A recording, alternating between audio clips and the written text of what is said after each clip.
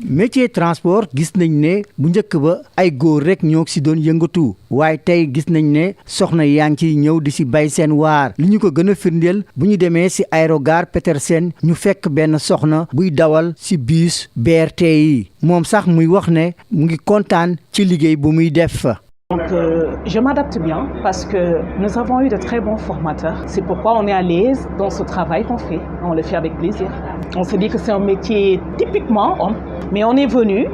Il y a des hommes très galants qui sont là, qui nous ont très bien accueillis. C'est-à-dire c'est eux-mêmes qui nous ont formés. ci wàllu dem ak dikk bi bu aajo si saxaar si wala géej bi nemmeeku ni ki mel bu ñu sukkandikoo ci ñaari soxna yi nga xam ne ay syndicalistes lañ ñoom sax ñuy sàkku ci patronat bi ak nguur gi gën a dooleel jigéen yi ci société yi. alhamdulilah en 2025 bii ñu nekk jigéen ñi seetlu nañ ne bari nañ ci milieu transport bi ci milieu ferroviaire bi ñaari affaire moo tax lépp loo xam ne restriction la. amatu fi cadre yi dafa gën a nekk cadre yu baax cadre yoo xam ne dafa propice pour ñoom ñu fay nekk. parce que jigéen ñi ay liggéeykat lañ mécaniciens am nañ ci ingénieurs yi am nañ jigéen on a des directrices des sous-directeurs des chefs de service ñooñu ñëpp léegi ay jigéen lañ. dirigeant entreprise yi teg ay mécanismes yoo xam ne day tax tey jigéen yi ak góor yi ñoom ñëpp ñu yem mooy li ñuy wax équité sociale mais tamit beneen côté ñu jàppale leen ci côté. Formation, renforcement de capacité. Côté instance de décision, dañuy ñaan ñu jàppale ñu ci. waaye loolu de soxna yi nga xam ne ñooy liggéey ci réseau AFTU Tata yi ñoom ànduñu ci ñoom ñuy wax ne tey la waalo gën a aay ndax nee nañ seen congé de maternité yi pour ñu jël ko dañ ci am jafe-jafe wala sax ñàkk kaaraange suñuy dem xëy moo tax nag ñuy sàkku ci transporteurs yi dimbale leen. dañ maa dàq maanaam fii ci terminus bi fii laa organisé woon 8 mars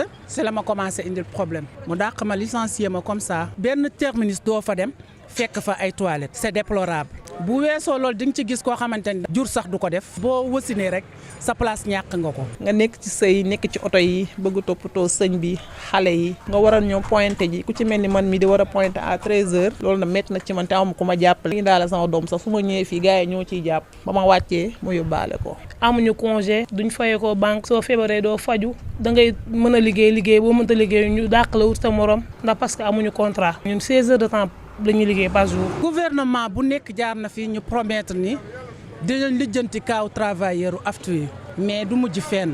dossier bu dem tribunal ba ñu àtte ñu war a dugg mën a jot seen ndàmpaay duñ ci jot. dossier yi ñu gagné te génnut war nañ cee wax aussi.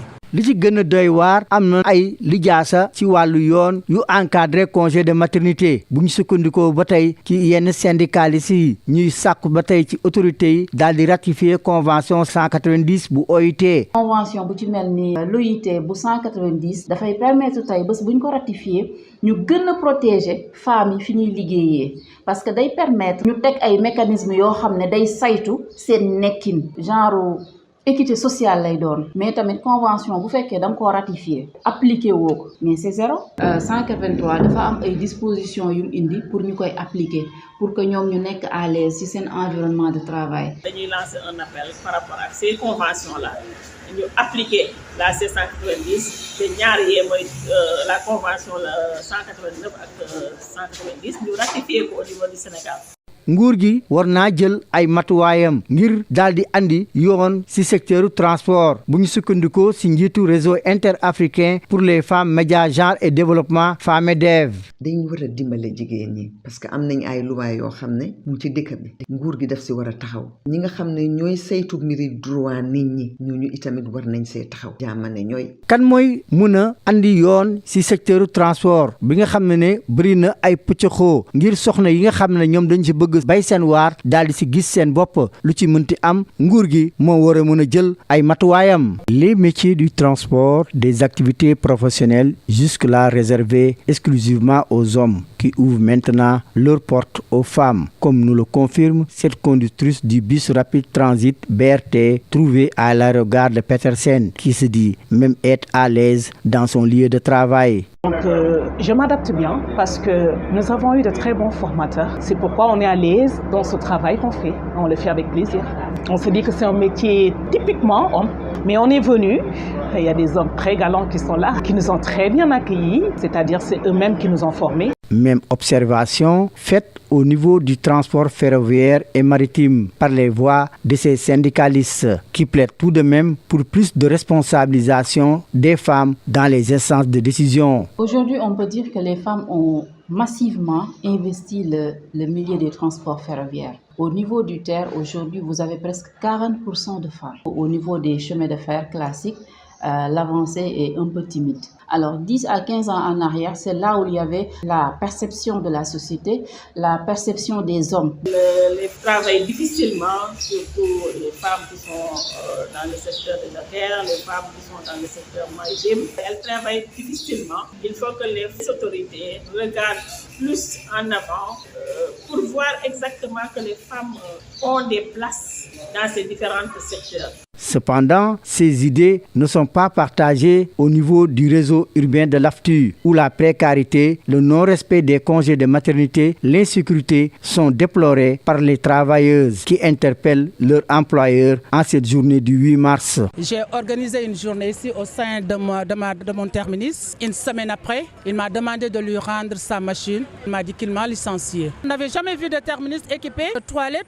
L'harcèlement même se vit ici. Eh bien, dans le milieu du transport, il faudrait que l'État revoie la situation des travailleuses. Venir travailler en laissant ses enfants sans manger n'est pas facile. Il y en a beaucoup de filles ici qui sont mariées, mais elles n'arrivent pas à tomber enceintes parce qu'elles ne veulent pas perdre leur poste. Qu'on nous donne des congés maternels, avoir un enfant et venir travailler à 3 mois ou bien à 2 mois et quelques, c'est très difficile. Pourtant, il y a des dispositions réglementaires prévues par la loi qui encadrent le congé de maternité, nous confient encore ces femmes syndicalistes qui sollicitent également la ratification par notre pays de la Convention 190 de l'OIT. Il y a des conventions qui sont là, comme la Convention 190 de l'OIT, qu'on attend sa ratification par le Sénégal. On demande plus de responsabilité. On voit que les femmes ne sont pas bien représentées aux instances de décision, que les entreprises mettent sur place des mécanismes d'équité sociale. On attend encore les autorités qui sont là sur la ratification de la C190 et nous devons vraiment appliquer cette convention-là, la C183 qui est sur la maternité et la C190 aussi et la C189 sur les domestiques aussi. L'État doit prendre ses responsabilités pour réguler ce secteur, nous confie la présidente du réseau interafricain pour les femmes, médias, genre et développement, FAMEDEV. dañu war a dimbale jigéen ñi parce que am nañ ay loi yoo xam ne mu ci dëkk bi nguur gi daf si war a taxaw ñi nga xam ne ñooy saytu mbiri droit nit ñi ñooñu itamit war nañ see taxaw jaamane ñooy. Qui va réglementer le secteur du transport et faire émerger les nombreuses femmes qui veulent s'y activer? La question est dans le camp des autorités.